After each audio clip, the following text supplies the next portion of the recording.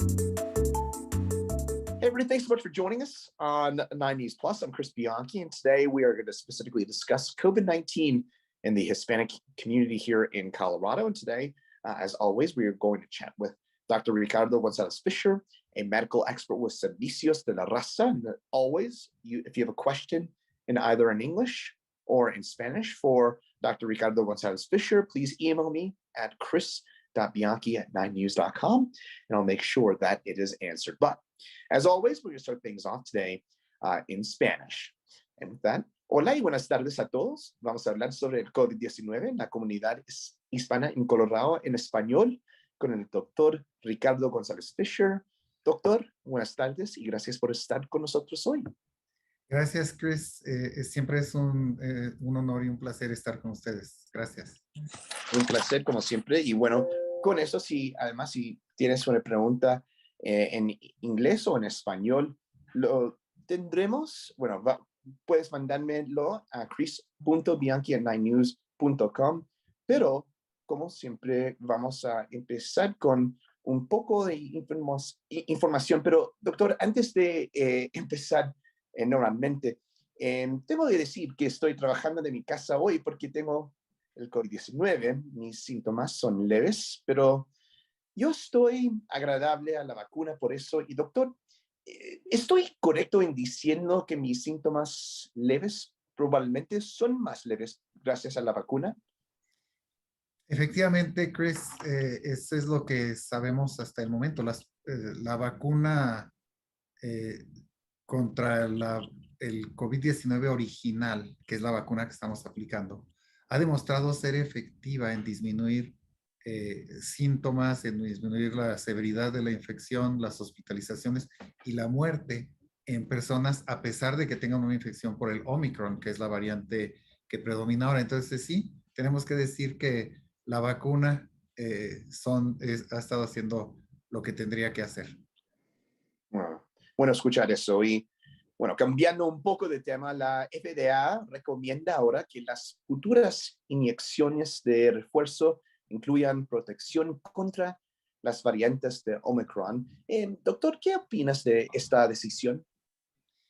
Bueno, hemos visto varias cosas, Chris. Como decíamos hace un rato, sabemos que la proteína de los picos de la corona del coronavirus ha estado mutando bastante.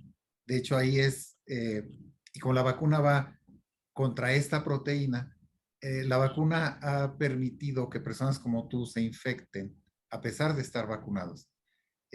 Personas que ya se infectaron y que tenían inmunidad natural también se están volviendo a infectar a pesar de tener inmunidad natural porque el virus ha logrado cambiar esto.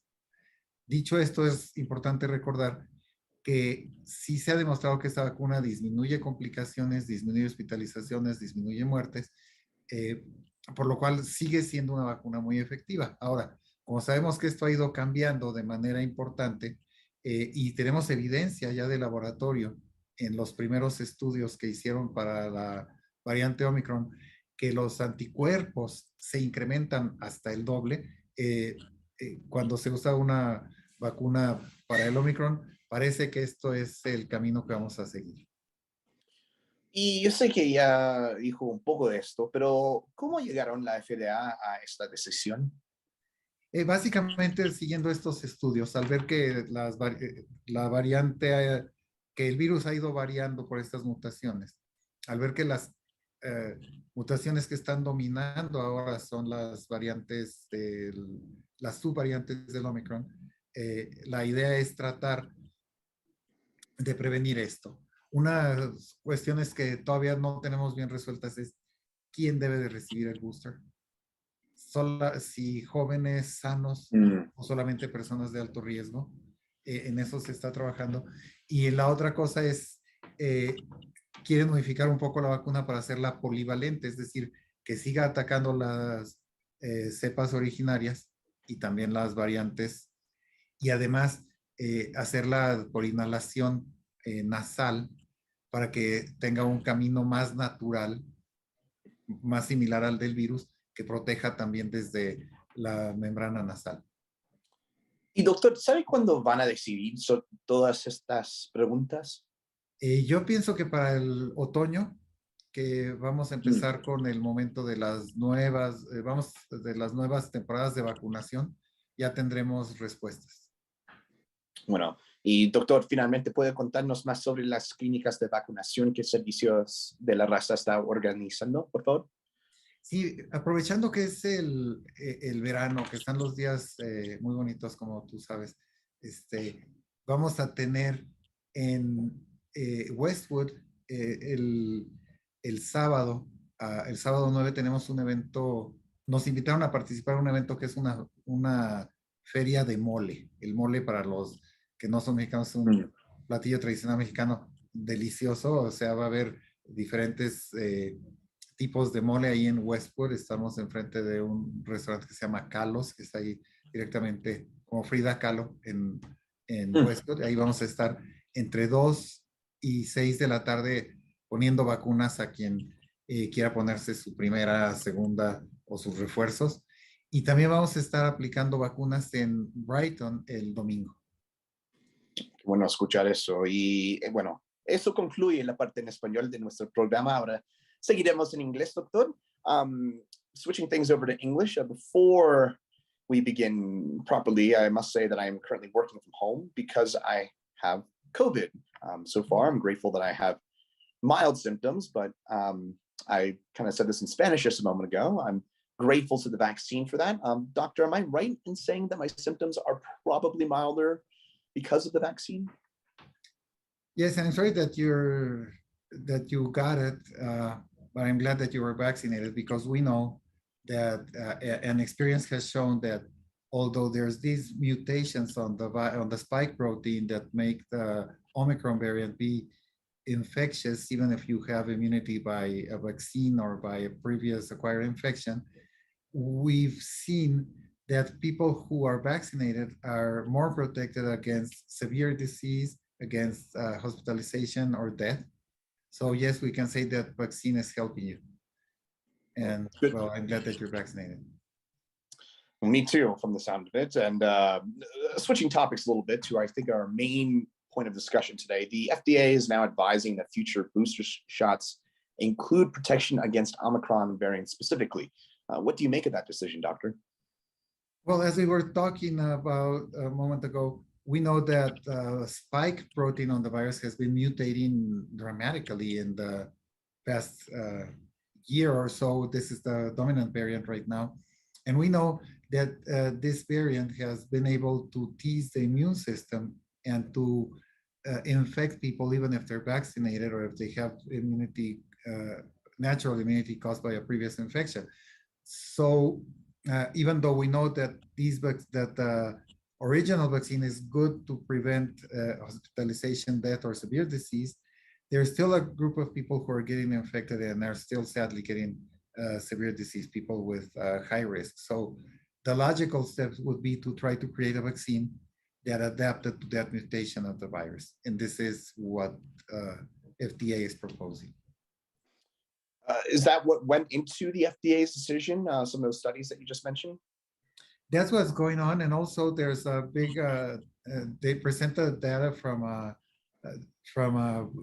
study that was made by, I think it was Walter Reed and Hospital and Pfizer, in which they were applying the vaccine with the mutation on it, the vaccine for the Omicron, and they found that the number of antibodies increased 100% over those who didn't have the new vaccine. So this is where this research comes from. Doctor, do you expect future booster shots to specifically target any potential future variants? That's what we're going to be having, and we are hoping that soon we will have the variant, the vaccine that's going to be focused on this variant. The questions are still there. Who should require the booster? Is it going to be for everyone or just for people who are high risk? And also if they're going to make it a polyvalent vaccine, meaning that it has different types of viruses that it's going to be attacking, or is it just going to be focused on the Omicron? We'll find out a bit more about that. Doctor, I guess finally here, can you tell us more about the vaccine clinics that Servicios de la Raza is organizing now and moving forward? Yeah. So we at Servicios de la Raza will have an event on Saturday at between 2 and 4 in Westwood, in front of a restaurant that's called Carlos. There's going to be a festival about mole. For those of you who don't know mole, mole is a delicious Mexican food. So you can go there, enjoy the food, and also we're going to be there vaccinating between 2 and 4. And on Sunday, we're going to be in Brighton, also attending immigrant community there. So a couple of different opportunities, as you just mentioned. Doctor, thank you so much for those. And once again, if you have a question either in English or in Spanish for Dr.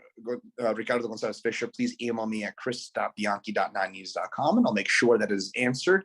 That will do it for this week's look at COVID-19 in the Hispanic community, specifically here in Colorado. Gracias, Doctor. Thanks to everyone, and we'll see you again here next week. Thank you, Chris, and get well soon. We'll do it. Thank you. Spirit. Yes, thank you. Bye.